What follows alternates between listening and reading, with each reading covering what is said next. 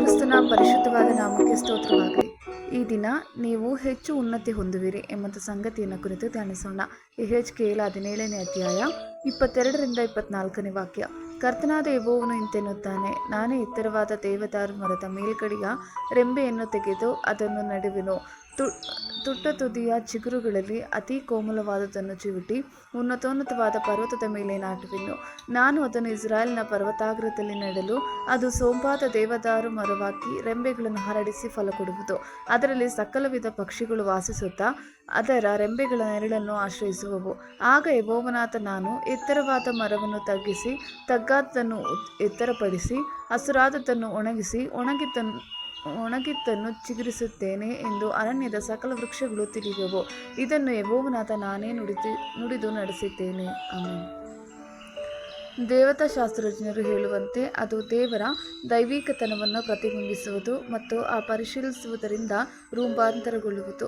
ದೇವರನ್ನು ಸ್ತುತಿಸುವುದೆಂದರೆ ಆತನನ್ನು ಪ್ರತ್ಯೇಕವಾಗಿ ಆರಾಧಿಸುವುದು ಮತ್ತು ಆತನ ಅಧಿಕಾರಕ್ಕೆ ಮೊಣಕಾಲೂರಿ ಆತನನ್ನು ಗೌರವಿಸುವುದು. ನಮ್ಮ ಜೀವನದ ಪರಿಸ್ಥಿತಿಗಳು ಏನೇ ಇರಲಿ ಆತನ ಆಜ್ಞೆಗಳನ್ನು ಪಾಲಿಸುವುದು. ಆಮೆನ್.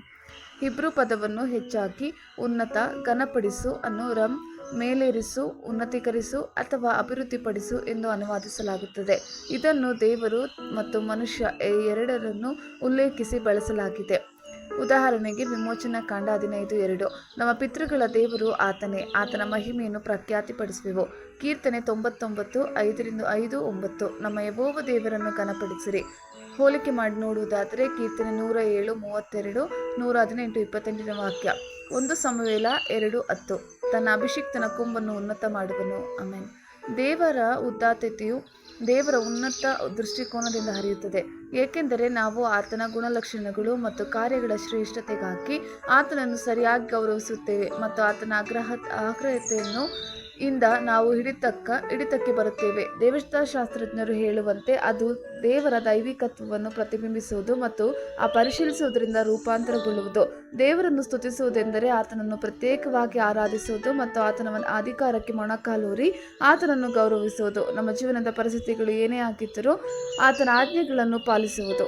ಇದು ದೇವರಿಗೆ ನಮ್ರವಾದ ವಿಧೇಯತೆಯನ್ನು ಅನುಸರಿಸುವ ಜೀವನದ ಸ್ಪಷ್ಟ ಫಲಿತಾಂಶವಾಗಿದೆ ಮತ್ತು ನಂಬಿಕೆಯ ನೈಸರ್ಗಿಕ ಅಭಿವ್ಯಕ್ತಿಯಾಗಿದೆ.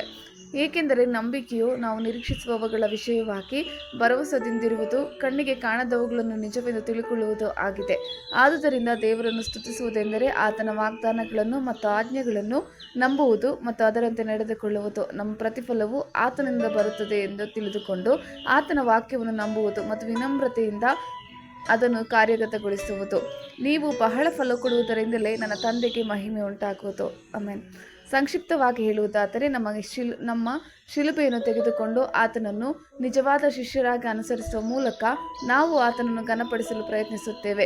ದೇವರ ಉನ್ನತ ದೃಷ್ಟಿಕೋನದ ಫಲಿತಾಂಶವು ವಾಕ್ಯವನ್ನು ನಮ್ಮ ತಿಳುವಳಿಕೆಯಲ್ಲಿ ಸ್ಪಷ್ಟತೆ ಮತ್ತು ಅದರ ಶಕ್ತಿಯಲ್ಲಿನ ವಿಶ್ವಾಸ, ನಮ್ಮ ಸನ್ನಿವೇಶಗಳ ಮೇಲೆ ಸರಿಯಾದ ದೃಷ್ಟಿಕೋನ ಮತ್ತು ನಮ್ಮ ಚರ್ಚ್ ಜೀವನದಲ್ಲಿ ಜೀವಂತಿಕೆಯಿಂದ ಗುರುತಿಸಲ್ಪಟ್ಟ ಬಲವಾದ ಮತ್ತು ಸ್ಥಿರವಾದ ನಂಬಿಕೆಯನ್ನು ಉಂಟು ಮಾಡುತ್ತದೆ ಎಂದು ನಾವು ನಂಬುತ್ತೇವೆ.